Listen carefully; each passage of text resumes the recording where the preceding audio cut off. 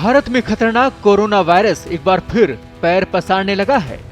Hong Kong और Singapore सहित Asia के कुछ हिस्सों में संक्रमण के फिर से बढ़ने के बीच स्वास्थ्य अधिकारी कई राज्यों में कोविड-19 मामलों में वृद्धि पर बारीकी से नजर रख रहे हैं, क्योंकि सिंगापुर, हांगकांग के बाद अब भारत में भी कोरोना के मामले बढ़ रहे हैं।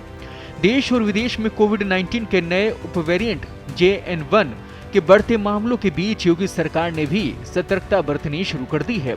मुख्यमंत्री योगी आदित्यनाथ ने एक उच्च स्तरीय बैठक कर राज्य में कोविड संक्रमण की स्थिति की समीक्षा की।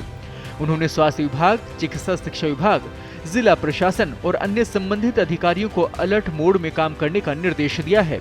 मुख्यमंत्री ने बैठक में स्पष्ट किया कि भले ही वर्तमान में उत्तर प्रदेश में कोविड संक्रमण को लेकर कोई विशेष चिंता की बात ना हो, लेकिन विदेशों में बढ़ते मामलों को देखते हुए पूरी सतर्कता और सावधानी बेहद आवश्यक है। हालांकि विश्व स्वास्थ्य संगठन ने मई 2023 में महामारी के खत्म होने की घोषणा की थी, लेकिन कोविड-19 वैश्विक स्तर पर अभी भी फैल रहा है। मुंबई, चेन्नई और अहमदाबाद जैसे शहरों में भी संक्रमण के मामलों में तेजी से वृद्धि हुई है।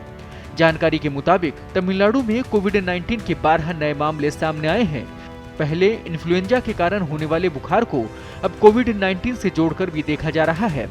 कर्नाटक के स्वास्थ्य मंत्री दिनेश गुंडूराव के अनुसार कर्नाटक में कोविड-19 के 16 सक्रिय मामले सामने आए हैं। गुजरात में अहमदाबाद में एक ही दिन में 7 नए मामले सामने आए हैं।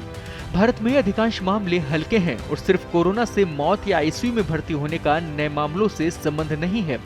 स्वास्थ्य विशेषज्ञों ने लोगों से, विशेष रूप से बुजुर्गों, गर्भवती महिलाओं और अन्य स्वास्थ्य समस्याओं से ग्रस्त लोगों को सावधानी बरतने की सलाह दी है।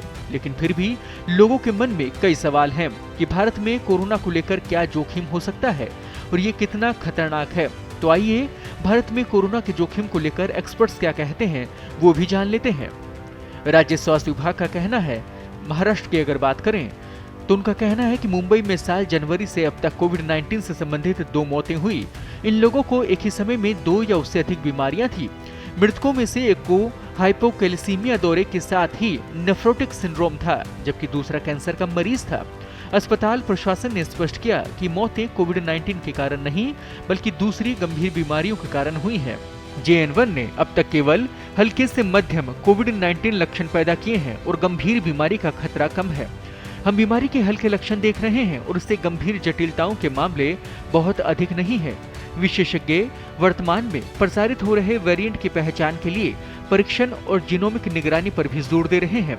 तो ऐसे में घबराने की जरूरत नहीं है, लेकिन सावधानी बरतने की जरूरत है। इसलिए सुरक्षित रहें, सावधान रहें। पत्रिका के लिए कृपाशंकर शर्मा की रिपोर्ट।